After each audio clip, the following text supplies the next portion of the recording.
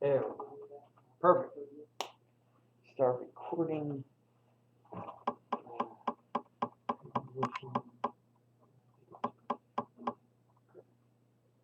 All right. Well, we're recording. All right. At this point in Joshua, we have, I think, quite extensively gone over the first 12 chapters and looked there at the Joshua. We've seen Joshua's faith, we've seen the people's faith, we've seen them fall, but renewed and restored. Joshua has been in sort of, he's the mouthpiece of God to the people. I was actually talking about this on Thursday, that in chapter 9 with the Gibeonites, how they deceived, if you remember that, they deceived them into thinking that they were a nation, and what's really interesting is the idea of God's been speaking throughout all the chapters except for chapter 9. We don't hear God speak at all. It's just Joshua and the chief leaders who speak on behalf of the Lord in some sense. And they don't take counsel with God,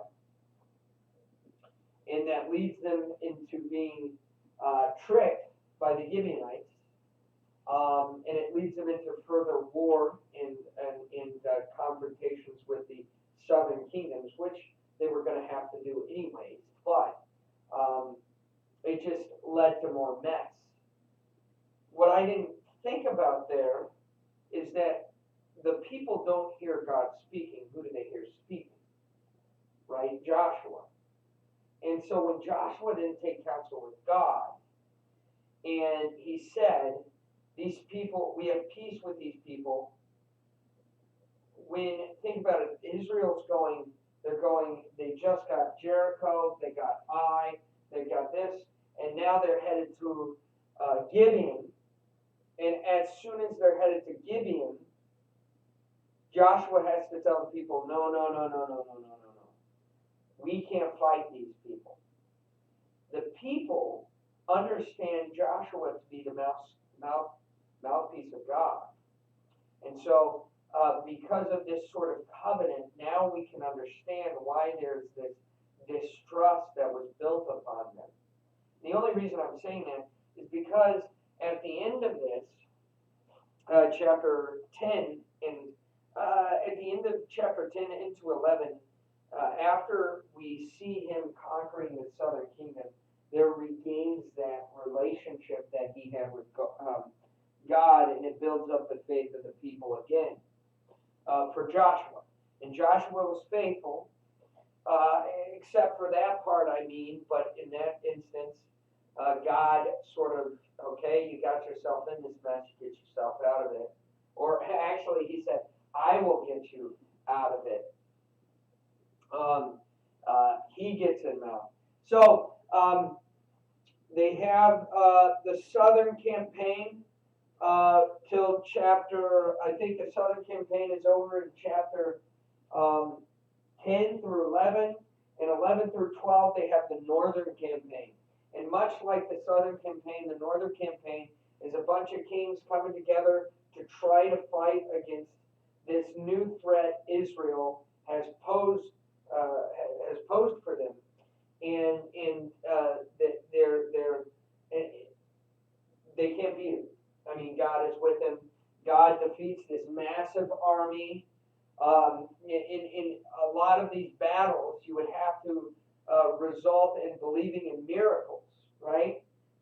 God works through miracles, and these are definitely miracles to see Israel, a small nation, being able to defeat such an overwhelming bunch of people or odds they were going against, and they certainly couldn't do that without the help of God. So Now we're on, is this chapter 14?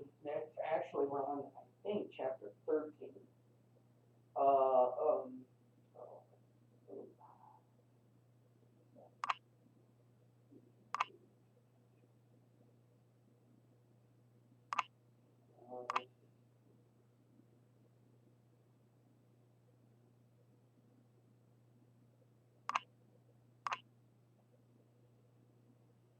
right, in chapter 13, it's been some years. Right, I think I left off two weeks ago getting you to think about, or maybe it was Thursday actually, but this idea from chapters 1 through 12, this wasn't just an immediately this, immediately then this. It was certainly done in haste, but they were stretched out for years. I think 7 years is what, or it might have been 7 years until they conquered the rest of. It was done in years. It was a struggle. Um, Certainly not 40 years as it was in the wilderness of sin, but this took years. And now Joshua is old and advanced in years. Oh, I'm used to the one. Joshua is old and advanced in years. Some people say it's been 7 years, and Joshua's now he's he's old in his age, and in some sense he has to be reminded by God, hey, there's still land to be conquered. And this paragraph is essentially getting him to conquer that land, and he finally does. And in this, after this first part of chapter 13, you have Israel taken over, or God has repossessed the land He promised for Abraham, all the way back. When they were led into Egypt, He said, "Don't worry, this land will come back to you." Now we sort of shift gears. We've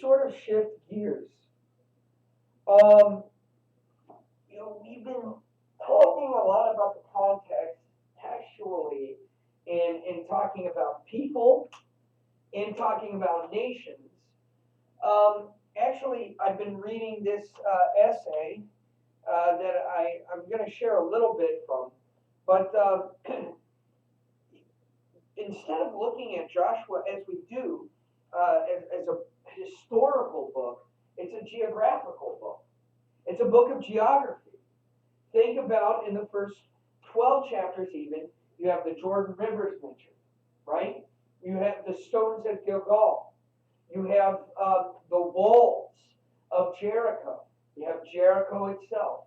You have the cave at Mecca, where they were. There are a lot of places that Joshua, or the author of Joshua, uses geographically to portray what he's trying to say. And much like that, so it's not actually far-fetched. It could be, I'm not going to lie, it could be boring, but it's not far-fetched that the author of Joshua would name the places, the exact places where each tribe inherits the promised land, the allotment. Now, let me get a picture of that.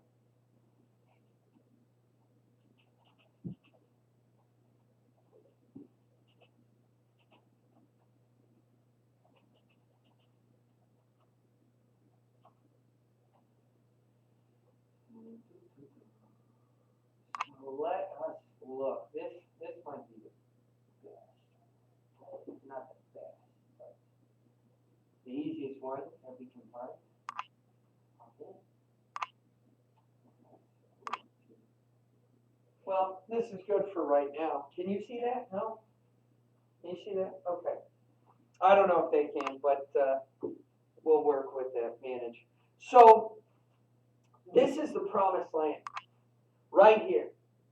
Now, on Thursday, we talked about that. We haven't gotten as far as we are here yet. But on Thursday, we talked about how small this land actually is. We talked about that because if you understand the battles in Joshua, they always.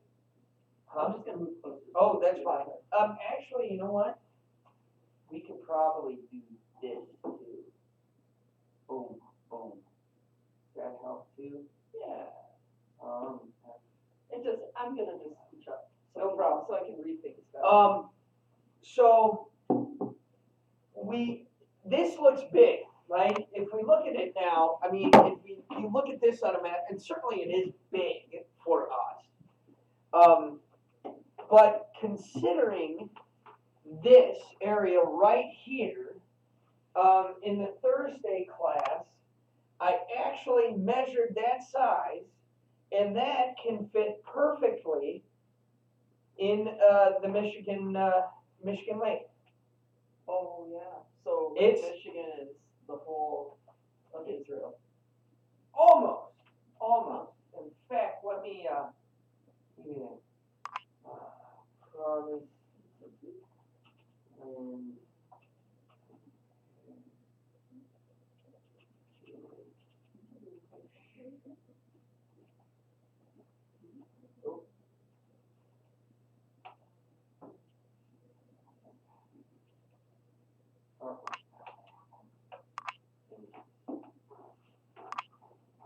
So here it is.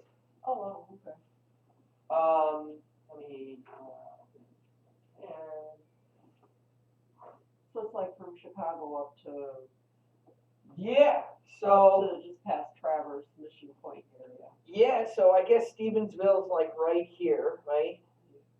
And then this would be Minnesota, right? Yeah. Or.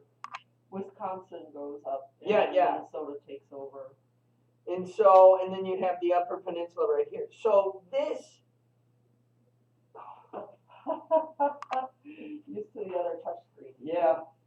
This can fit perfectly in there. Not like it. Obviously, it can't even fit all of it. But I mean, that's the size of the Promised Land. That's how small it is, and how humbling it is that God chose this entire area to walk on, to do His work. Think about it. That's like a crumb to the entire world. We look at the Mediterranean Sea. The whole Mediterranean Sea can fit almost in the United States.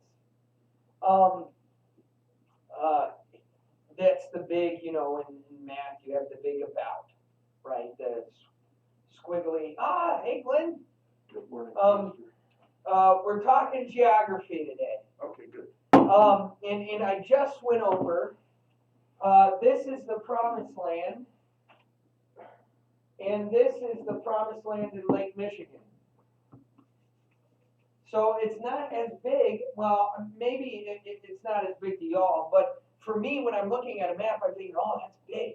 But when on Thursday, when we went over a battle, the Gibeonite, how Joshua saved the Gibeonites, and how he ran them. This place, and this place. Sometimes I'm tempted to think, well, that could have been days or weeks or whatever. No, it could have simply been hours going over these mountains, going down these mountains, the Hellstones. It could have been simply hours. In fact, we figured out that Gilgal, the length of Gilgal to Jericho. Well, you can't see it here because we're talking about the allotments. But that length is actually not that far. So Jericho could have possibly seen, that's 100,000 people, them crossing the Jordan as they were doing it. And a walk from Gilgal to Jericho probably wouldn't have even taken that long. I think we figured out it was 6 miles from Ai to Jericho even, or not 6 miles. Oh gosh, I gotta remember. But it is very short. So, and the reason I'm saying this is a small portion of the bigger part of earth. And Joshua uses this small portion to proclaim, in some sense, to proclaim the gospel, to reveal God to his people. And I was talking before you came, Glenn. I was telling Jill and Isaac that Joshua's book is not so much a historical book as it is a geography book.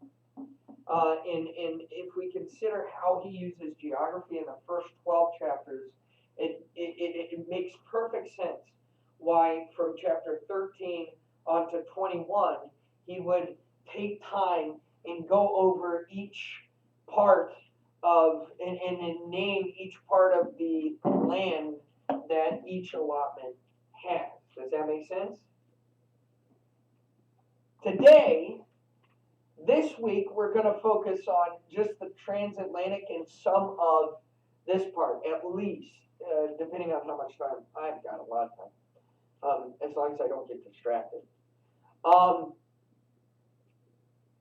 So, anyways, does this all make sense? Now, we're looking at. In fact, we can re-look at Joshua as a geography book. One that explains a story but uses geography to help. I mean, this isn't past any author in the Bible. They use geography all the time. John uses the whale, the well, where Jesus met the woman at the well. He uses that well as a means to explain, hey, this was the place that Abraham, our father, put that well. That's the exact place. So it's not too far fetched. As I said before, and I really got it from here, that the climax of the entire book is the allotment. I mean, the only reason it should be the only reason you want to read Joshua is for the sake of the allotments. I mean, obviously there's more, but you want to hear about the allotments because this is God doing what he promised all the way in Genesis when they went to Egypt, or they had to go to Egypt because of the drought. This is God doing. In fact, it even reminds us in Joshua that they buried the bones of Joseph here in the Promised Land. They still have the bones of Joseph. So there's a lot with Genesis that we can get with Joshua. Not just the allotments, but who's behind the allotments. It's Manasseh. It's these are names in which we know, right? They're the names of the 12 sons of Israel or Jacob. You have Dan, you have Manasseh, you have Gad, you have Reuben.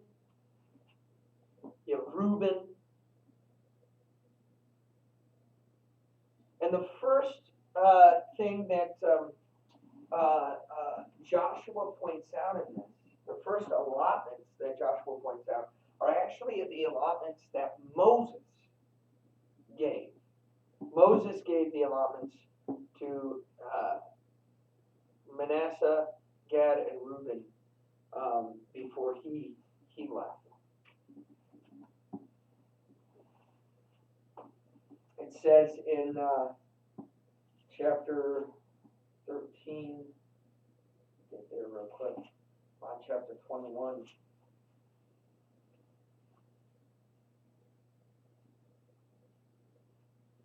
And Moses gave an inheritance to the tribe of the people of Reuben according to their clans.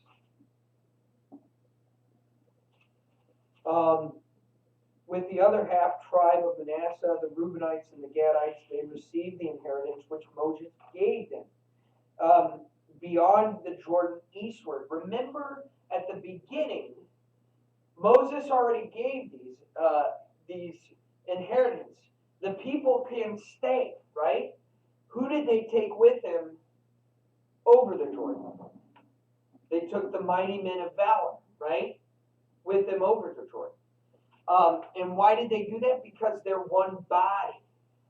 Even though they already had their inherited land, they're one body, and so they go all together across the Jordan. So you have this is the inheritance that they go over first. That Joshua, the author of Joshua, goes over first. They talk about the kings that Moses beat in Deuteronomy, or throughout the 5 books.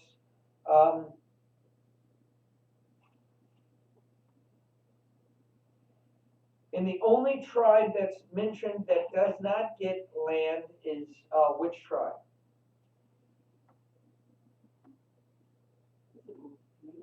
The Levites. Now, why would the Levites not get land? They're the priests, right? They're the priests. So the Lord says himself, but to the tribe of Levi, Moses gave no inheritance.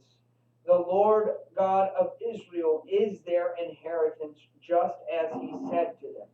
So he said that even when they started, and I think this is even back in Exodus, the Levites will be the priests. So the inheritance that the Levites get is the Lord himself. The blessing to be the priests of this nation. And what does that mean? That means they pray for the nation. They make sacrifices on behalf of the nation. They're anointed as priests themselves, and they speak to God on behalf of the nation.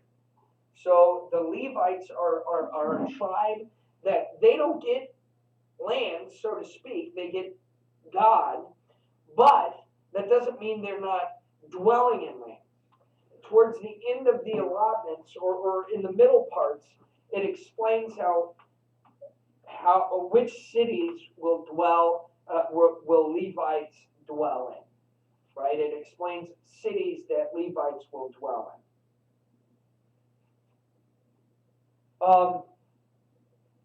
It's important to note, Moses gave these inheritance to Gad, Reuben, and half of Manasseh.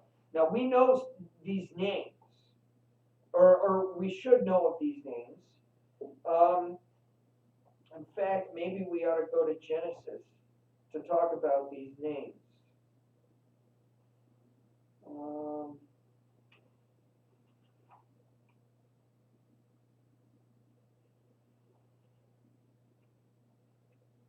Yeah. Let me see.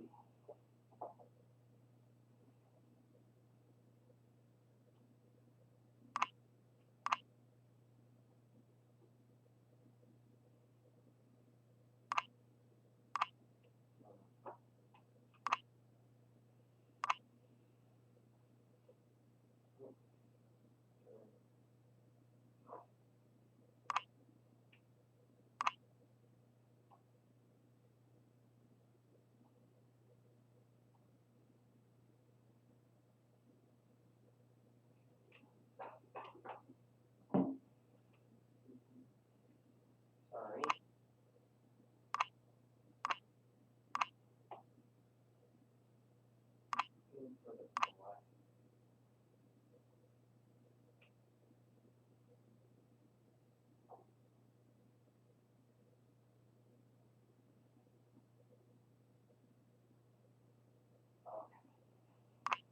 Here we go.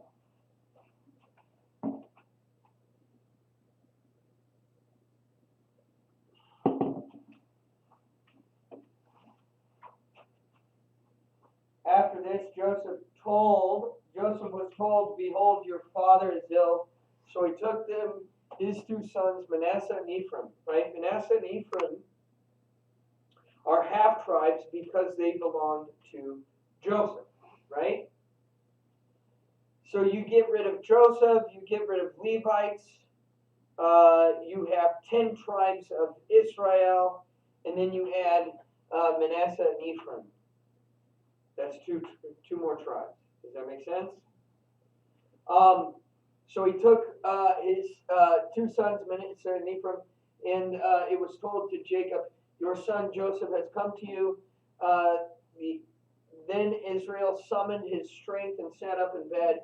Jacob said to Joseph, God Almighty appeared to me at Luz in the land of Canaan and blessed me and said to me, behold, I will make you fruitful and multiply you, and I will make of you a company of peoples, and will give you this land to your offspring after you for an everlasting possession. And now your two sons who were born to you in the land of Egypt, before I came to you in Egypt, are mine. Ephraim and Manasseh shall be mine, as Reuben and Simeon are. And the children that you fathered after them shall be yours. So he's taking Ephraim and Manasseh, he's almost adopting them, right? They are in the line of, well, they're Israel now. They're Israel. They were Egyptians, but they're Israel. And this makes mention to, and any children that you father after you shall be yours. So Ephraim and Manasseh are mine. In some sense, they're devoted to the Lord. They're a part of the children of Israel. But any children you have afterwards are Egyptians. They shall be called by the name of their brothers in their inheritance. So when he says they're mine, he's also saying they will receive an inheritance. I'm going to give them an inheritance. As for me, when I came to Padan, to my sorrow Rachel died in the land of Canaan on the way when there was still some distance. Go to Ephraim, and I buried her there on the way to Ephraim, that is Bethlehem. Right, we know Bethlehem. When Israel saw Joseph's sons, he said, "Who are these?" Joseph said to his father, "These are my sons, whom God has given me here." And he said, "Bring them to me, please, that I may," what? Bless them. That I may bless them.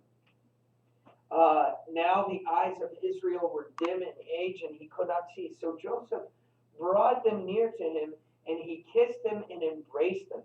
And Israel said to Joseph, I never expected to see your face, and behold, God has let me see your offspring also. Then Joseph removed them from his knees, and he bowed himself to the face of the earth. And Joseph took them both, Ephraim and in his right hand toward Israel's left hand, and Manasseh in his left hand towards Israel's right hand, and brought them near to him. And Israel stretched out his right hand and laid it on the head of Ephraim, who was young, and his left hand on the head of Manasseh, crossing his hands. So something like that. Wow, a cross, by the way. Do you notice that? That's interesting. I didn't think about that. But crossing his hands, and he said, and he blessed Joseph and said, the God before you, whom my father Abraham and Isaac walked, the God who has been my shepherd all my life long this day, the angel who has redeemed me from evil, bless these boys, and in them let the name be carried on, in the name of my fathers Abraham and Isaac, and let them grow into a multitude in the midst of the earth. When Joseph saw that his father laid his right hand on the head of Ephraim, it displeased him, And he took his father's hand and moved it from Ephraim's head to Manasseh's head. And Joseph said to father, "Not this way, my father, since this one is the firstborn. Put your right hand on his head." But his father refused and said, "I know, my son, I know. He also shall become a people, and he also shall be great. Nevertheless, his younger brother shall be greater than he, and his offspring shall become a multitude of nations." So he blessed them that day, saying, "By you Israel will pronounce blessings, saying, God make you as Ephraim and as Manasseh." Thus he put Ephraim before Manasseh. Then Israel said to Joseph, "Behold, I am about to die, but God will be with you and will bring you again to the land of your fathers." He will bring you again, right? He didn't say how. He will bring you into the land of the fathers, mostly your bones. Right? He's going to bring you your bones into the land. What is that song? Bones, bones. I don't know. Moreover, I have given you, rather than to your brothers, one mountain slope that I took from the hand of the Amorites with the sword and by the bow. One mountain slope.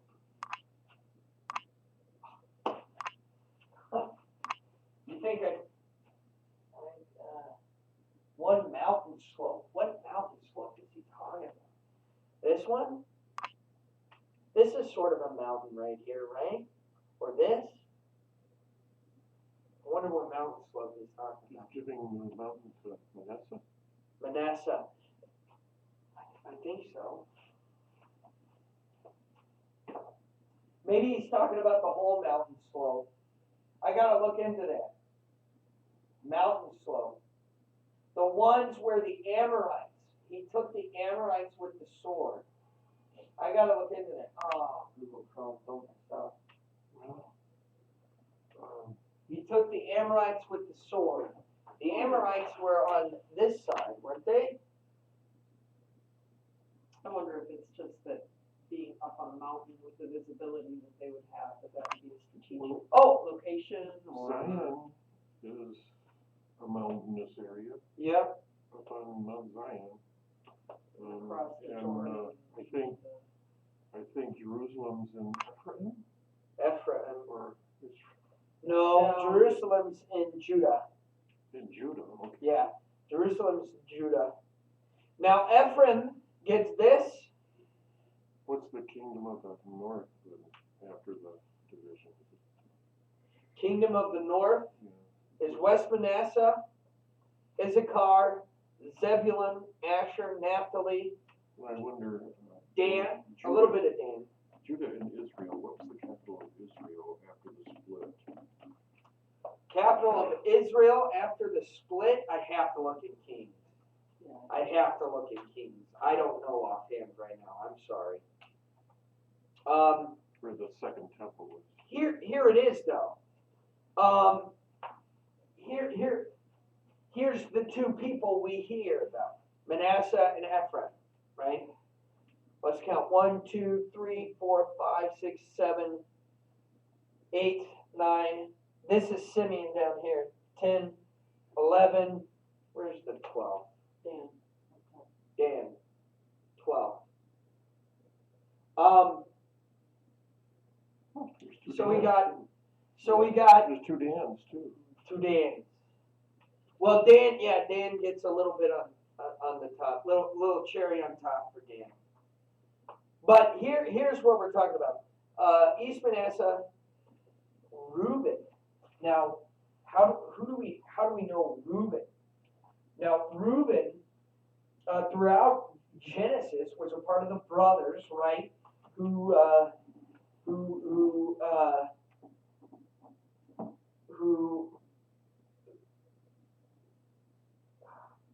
what am I trying to say? He spared Joseph. Well, he spared Joseph, right? He said, let us not kill him. Instead, let us throw him into the pit. But he was there to plot with the other brothers, right? And it's so funny. Actually, let's read the blessing for Reuben. Do we get the blessings before this or after this? Jacob blesses his son. Okay. Reuben, he says, you are my firstborn, my might, and the first fruits of my strength. Preeminent in dignity and preeminent in power. Unstable as water, you shall not have preeminence, because you went up to your father's bed. Then, remember, he took a father's concubine, I think. And he went up to my couch. I think this is the mention of the father's concubine. Now, where's the blessing? Or is it a curse? He spared him. But anyways, there's Reuben. But Reuben did sort of spare Joseph, but Reuben had his own sort of, all the brothers here did, right? Remember Judah and Tamar. Do you remember Judah and Tamar? How Tamar was his daughter-in-law, but then she manipulated him, and he went with it, right? Now Simeon, if you remember the story, Simeon and Levi, when Simeon would speak to the father, it's almost as if the father kind of ignored him and would listen to somebody else. So Simeon would say something, and then like either Judah or Reuben would say something exactly the same, and the father would sort of respond. But he says Simeon and Levi are brothers. Weapons of violence are their swords. Let my soul come not into their counsel. O my glory, be not joined to their company. For in their anger they killed men. In their willfulness they hamstrung oxen. Cursed be their anger. Remember Simeon and Levi, their daughter, their sister was raped. And they had to, and they took vengeance upon themselves on the people who did that. And so this is what this is hearkening back to, and this is a curse. Now it's so interesting that the subtitle would be what? Jacob blesses his sons, right? It really should be Jacob blesses his son, because it leads up to Judah, right? And we're only going over this for the sake of the tribe. Well, this is very interesting. I had not made that connection at all between that and Joshua.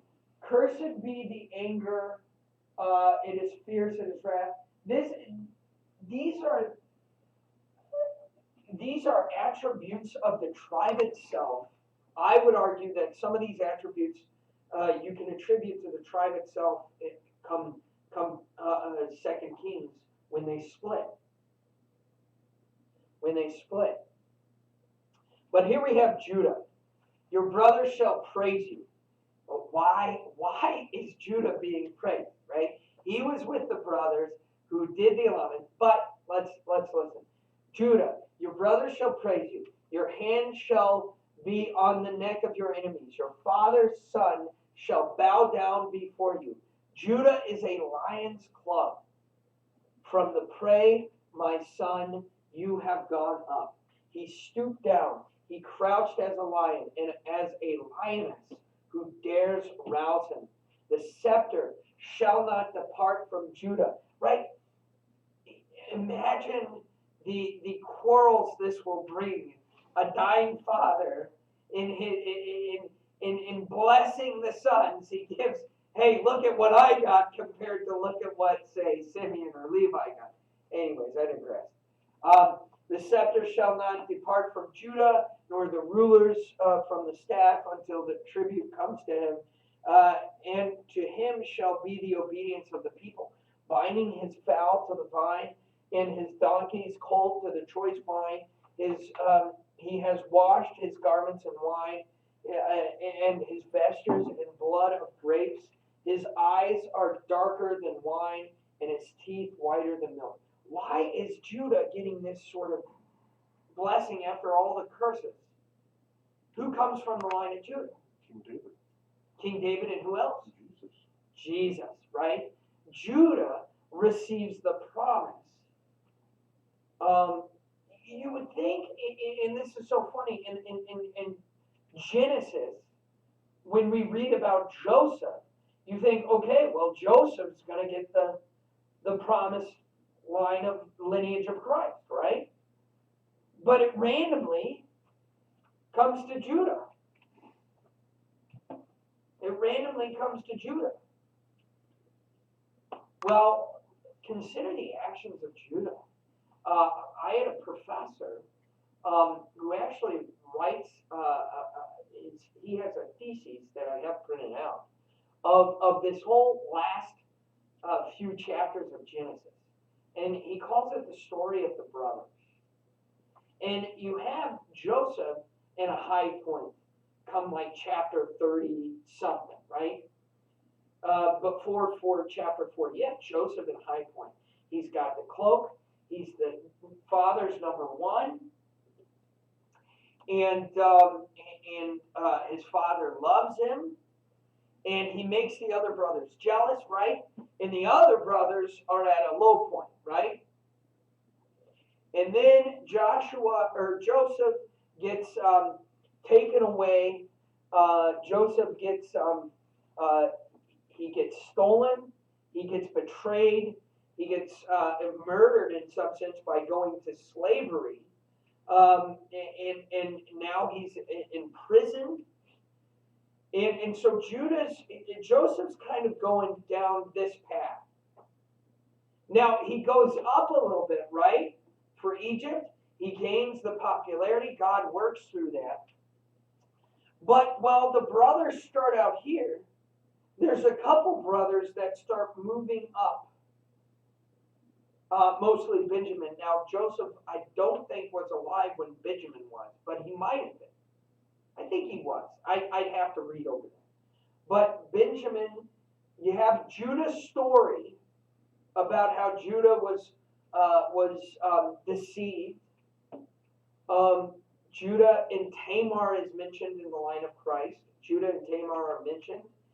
Now, the connecting point my professor gets to, where it sort of switches. Now, Judah also, before they went to Egypt, remember they were at Egypt.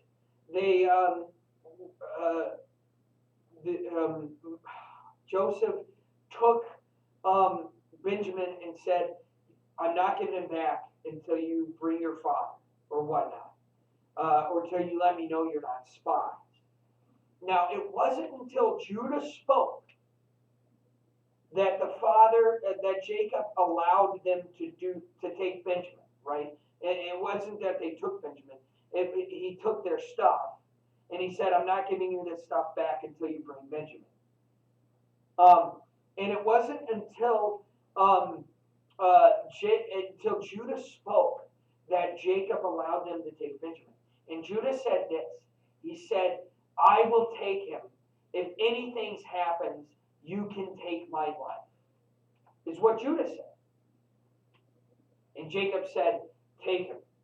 And then when he took him, so that's Judah coming up. When he took him, remember the part where Joseph was going to acting, but he was going to kill Benjamin.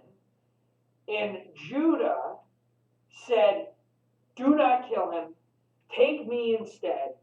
I will take his punishment. And that's when Joseph cried, right? This is Judah. This is what Judah gets for that sake. He gets the promised one. Well, didn't Judah have, I mean, I could be wrong, but did he have somewhat of a conscience about what they had done to Joseph? Yeah, well, again, it goes back to him. He says, let's not kill him. Right. Instead, let's put him, like Joseph was already taken from my father. yeah. You know, like they did it, but Yeah. Joseph was already gone. Like Benjamin Reuben being gone Mhm. would devastate. Exactly.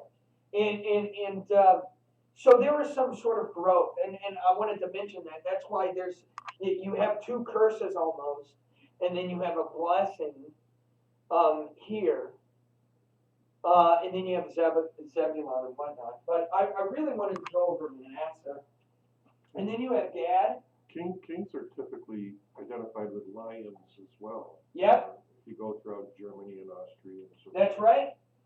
That's right. I don't know if there's Christian symbols for lions. I think there is. Let's see. Where is Gad? Benjamin. Isn't one of the gospel writers? Yeah. Was a lion. Look at this. Raiders. It says, all we get for Gad is raiders shall raid Gad, but he shall raid at their heels. Now Gad. Yeah, it's way up north. Gad is still south, but towards the outer part, right here. Oh, okay. And then let's look at Reuben. Zebulon. Did we read Reuben? We haven't read Reuben yet, have we? Yeah. Did we? Not well. Yeah, Reuben. You are my firstborn, the might, the strength, preeminent in power. So there's a blessing. He has strength, he has might and power, but he's unstable. He's unstable. He's prideful. And because you went up in your father's bed and defiled it, to go to my couch. So there are the characters. Now I would be fashioned. I would be famished. Mark is the lion. Mark. I knew one of them was. I would love to do a study to see the blessings of Jacob to his sons and compare them to the actions of the tribes throughout the Old Testament and see how they match. Now, at the end, Judah and Benjamin, it says that Judah and Benjamin's relationship, let's go, oh, I can't, Benjamin's down there. Oh, why can't we see? One second. Maybe it cuts it off. Yeah, it cuts it off. Benjamin should be down, or wait, no, Benjamin. It's right to the left. Yeah, Benjamin's right here. That Benjamin and Judah's relationship are connected. And remember again, like I said, in that story, not story, but in the thing where he pretty much puts himself in the place of Benjamin and says, "Kill me." Their relationship is intertwined now, and eventually, when it comes to the southern kingdom, it's Benjamin, Judah, and Simeon, and that's it. And the rest, maybe it's Dan. I'd have to look at it, but the rest is the northern kingdom, and maybe Reuben would be considered the southern kingdom as well. But it's mostly when they talk about the southern kingdom, they talk about Judah. They talk about Judah. I mean, that's why they're called Jews. Judea. So anyways, I digress. I still have some time. So we have the first allotments given by actually Moses. Moses gave these allotments first, not Joshua. Moses gave East Manasseh, Gad, and Reuben the allotments. And that's on this side. And we even hear about it before Joshua. We hear about it in the first chapter of Joshua. Here it is. And before they went over the Jordan, Joshua was the one who said, now here is your promised land. This is yours. This is your inheritance. But I need you to bring with me the men of mighty valor. I need you to bring them with me because we're all in this, right? We're all in this. But you can be sure that as soon as, in fact, I think it even mentions after the allotments are done, when these tribes come back to here, they make an altar almost like they did after they crossed the Jordan. It's cold in here. I'm sorry. I'm just cold. But after it mentions that when this tribe comes back here, after all said and done, they build an altar, almost like they did for when they crossed the Jordan. And this whole side is like, what are you doing? They're afraid they're about to commit a first commandment problem, and they're ready to stone them. But they say, no, no, no, no, no. All we're doing is remembering what God, what God did for us. I think that's in later on in the chapters. I don't know if it's in this one. I have to look. But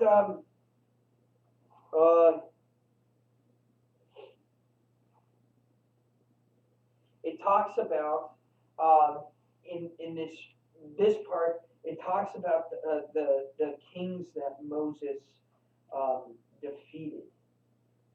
Actually, at the end of chapter 13, or at the end of chapter 12, or at the beginning of chapter 12, it talks about the kings that were defeated by Moses. And most of those kings, obviously, were in the Trans-Jordan area. And now that the kings have been defeated, Moses, this tribe was able to get it.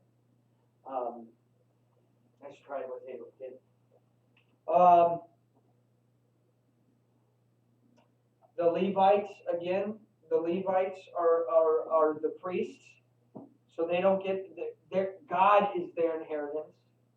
So they don't get a piece of the land. Instead, they are sort of shepherds to all of Israel. So anytime we hear about, I don't know,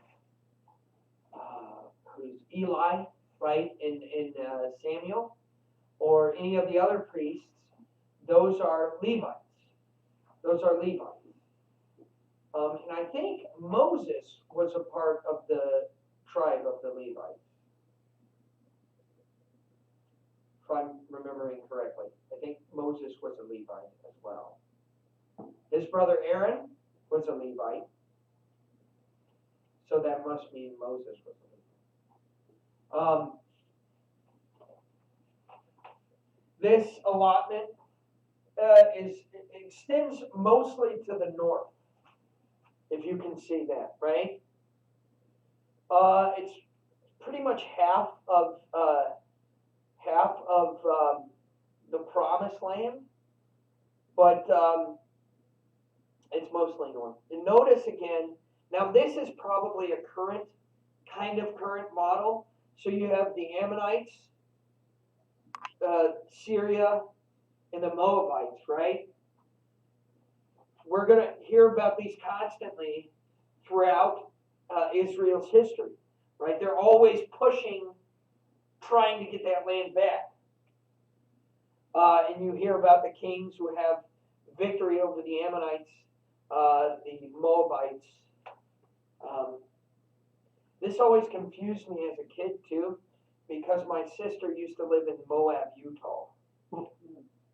So every time I talked about the Moabites, I'm thinking, wow, why Utah? But anyways, any questions or thoughts? I kind of, it's faster than, but there's not much to mention. It's just more eye-focused. Does that make sense? And kind of, this is where it's at. This, again, all this sort of explains what I'm going to talk about next week when we actually go over this part, is that this is, just look at this piece of land. Again, look how small it is in comparison to the country we live in, or the lake that's next door. I mean, look at it, right? And yet our God picks this place place to reveal so much, right? He picks this place to reveal so much of his love, so much of his gospel. This is, I mean, these battles that take place, and this is the excursus, or fancy word for essay. This essay that I read, it just simply puts it in this way, that the battles the Jordan River that they cross is the same Jordan that Jesus is baptized in, right? The mountains that these battles happen in, these plateaus, these hills, this is the same place Jesus is going to walk. He goes constantly from here to here, back and forth. Now it's on foot. Now looking at this, you're like, man, this is from like Chicago to Houston. No, this is like, I mean, this is long on foot. Manistee to Benton Harbor. Yeah, right. Well, right. Well, but anyways, he constantly is walking the promised land. I mean, it's impossible to sort of fathom that God would use such a small and humbling place to reveal something so powerful. Amazing. What I keep thinking about when we're talking about all this walking and trying to put it in perspective in my head, I have a cousin who hiked the Appalachian Trail and like did the whole through hike from Georgia up to Maine. And his pace was about 20 miles a day. Yeah. And he had a faster than average pace. Now he was still carrying a 60, 70 pound pack, whatever it was, and going up and down and Oh, yeah. through mountains and everything that he had. And those aren't Appalachian mountains. But right, so like 20 miles, you think about, well, how far is it from, the Dead Sea up to the Sea of Galilee in miles? Yeah, well, and that's the one. You could They get give there something in right 3 here, days, but 4 they days, cut it off. I don't know. Well, and in most of the maps, they don't give this. And if they give this, it's cut off. So usually you can kind of do the Right. increment. Right. I think we established that, and I don't know, I think I Googled it. Well, you can't see it. Gilgal to Gibeon was, and I've forgotten, I want to say like 6 miles maybe? Yeah, 6 miles if you think like just going out and going for a walk. Yeah, I can walk 3 miles in an hour if I'm just going kind of a normal pace. yeah. And so, 2-3 hours, you're 6 miles away. Exactly. Well, and then, I mean, I guess you're not walking in hiking shoes. Well, No, probably not. and look at this. Sidewalk. Look at this. I mean, Yeah. think about a frozen lake. Maybe up here, Chicago. Here's what, Stevensville, or maybe more down this way. But I mean, how many miles is that? I think the southern tip of that is down in the Red Sea or area, isn't it? Well, yeah. I mean this. Where is Judah? I mean, I think it's. Right. Judah's right here, probably. Oh, you see the Dead Sea and the. So well, see, here's the Sea of Galilee. Yeah. That dot, and then this Yeah. is the Dead Sea right here. I get it. That's still pretty, yeah. Luddington up to, I don't know. But anyways, Yeah. I I mean, don't know all my. Yeah, from Ludington down to. I mean, Benton Harbor. this is like we can. I mean, we can be sort of bogged down by in Joshua by the names that you mispronounce. Him mapping out. He's a cartographer in this chapter too. He's mapping out the promised land. But I think the most important part of that is the advent of God's work within this promised land. He chose this people to dwell in here to, and it even explains, Moses says, you shall do what I command you in the land that I promise you, so that you will be a witness to others. And it's such a small land, and it doesn't even, you can't even fathom that just how much is explained in our Bible, which with just a small part of the world, right? And I think that's the thing that we should, I mean, it's the start. Joshua is the start of the, you have the the pre-show with the first 5 books of the book of the Bible, right? You have this sort of prequel. It's the upcoming, right? You have the start, the pre-show. And then after the allotments, it's the show. Actually, it's the pre-show, because the real show is when, right? The real show is when Jesus is born in Bethlehem, right? Israel reduced to one person. It's this land reduced to one person. So anyways, the most important part of this lesson today is that these Reuben, Gad, and East Manasseh, their inheritance was, their allotments were given, but they were also given before Joshua by the hand of Moses. And these are people we should know about the blessings. We should know about their relationship with each other, but also their relationship to Jacob, and maybe consider what that might have in the future. Manasseh's relationship with Ephraim, Gad's relationship with the other nations, and even Reuben.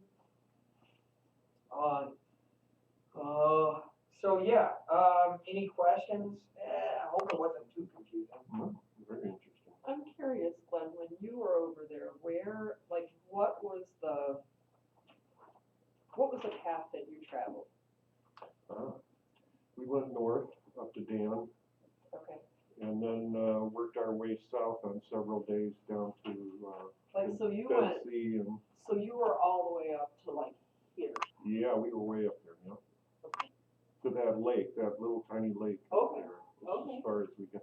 We could see Syria and Lebanon from the top of a mountain up there. Okay. And that's as far as we got. That's where the UN peacekeepers stopped us at that point. So. Okay. And then we worked our way down south and down to the Dead Sea and Herod's castle, or Herod's. Were you out? Did you spend any time out along there? Not really.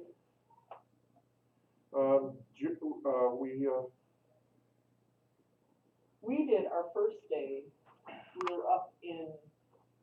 I think there were maybe a couple. I think we might have gone back out there, but we were up. Is that Mount Carmel? It looks like it's. Yeah, I think we were up there. Then down in the valley beneath that, there's a. And then we spent a couple of days. Yep. We stayed there, and then we were up in this area for a couple of days, and then we were down centered out of Bethlehem. But one day we went out there. Yeah, out to the sea So, for the aqueduct. Out to Caesarea. Maritima. What's interesting is most of the books I read too, I can't see, it's all a blur, but where Nazareth was sort of a central point where people would come to trade from other nations. It was a crossroads, so to speak.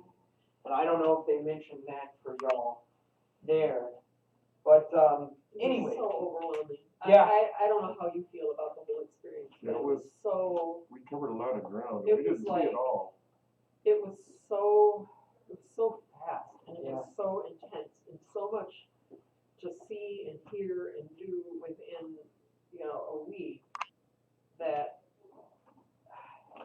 wonderful, but yeah, a little bit overwhelming. Yeah. Just to kind of ponder where you're at in its place in the history of all these things that we, have learned and heard and heard. Well, and that's the other thing that geography does, and maybe I'll end on this, and we can pick back up a little bit with this idea, is what Joshua does, what the writers of the books of the Bible do when they add geography. It's similar to what they do when Luke adds names for like Augustus, Quirinius Augustus. When when you add geography, you add a place. This is actual history. This is actual place. This is not made up. This is not written by 5 monks in a monastery. No, this actually happened. And here's the proof. Here's the land.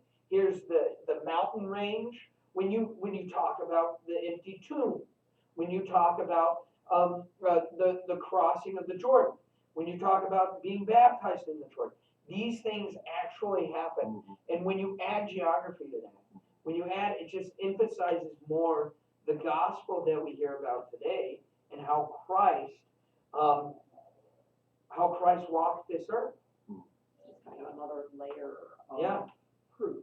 Well, yeah. Or, Yeah, well, that's not wrong to say. It is a layer of proof. Historically speaking, this is proof. You can go there. You can touch the sand. You can see the mountains. Anyways, I'm almost out of time. Yeah. We'll talk about it more next week. Let's end quickly with a word prayer.